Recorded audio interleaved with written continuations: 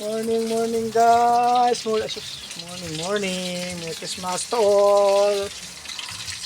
Ito guys, nagprepare tayo ngayong umaga ng fish. Fish. Tignan nyo guys. Okay pa ba yan? O ano to? Tutong na o uling na o ano ba to? Hinahan natin yung apoy kaya ano. Uling na yung perito natin. Ang lalaki kasi. Ano, pero ang lalaki ng hiwa. Ito pa. Nagagaling naman ito guys ang rep.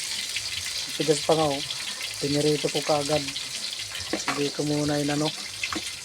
Hindi ko muna pag ito. Tinanggal yung ano. Ito dapat binabad pala sa ano. Tubig. Okay na yan. Maghiwa-hiwalay na yan pag na. Oh, tiyo, naluto naman eh. Luto naman eh. Oh. May itim na nga eh. May itim na nga oh. Sige na yan. Ano na to, sasabawan na lang. Ano pang ganda dito guys? Miswa o sutangon? Pangalan natin dito. Sa peritong isda. Ang tawag daw dito na isda na yan, mali-mali. Bakit kaya mali-mali ang tawag dyan? Parating ba nang kakamali yan? Na isda? Mali-mali daw. Hindi naman siguro nagkakamali yan. Guys. So ano pa ito eh? Isa, dalawa, tatlo, apat. 5 hiwa pa ito na pipritohin ito. Pagigising lang kasi namin yung ano. Puyat kagabi. Pero wala naman din ano. Kasi maulan ano. Hanggang ngayon, maulan pa nga sa labas.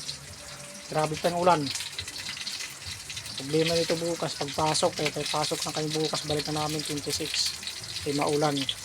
Sabagay nasa loob ng trabaho namin, kaya lang pagpasok papunta rin sa subdivision na yun, maulan. Hanggang ano pa yun, kabuyo pa kasi ang trabaho namin. Maulan na. Tanguin na natin to guys, ipapalit na natin itong ano. Itong isa.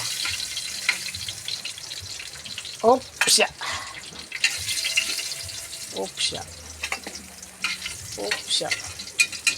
Tama, may pagkain din sa Chile na ulam. Pakain muna ako man, nagugutom na ako ma. Ito, may prito na dito ng isda. Alin? Tama, gutom na nga eh.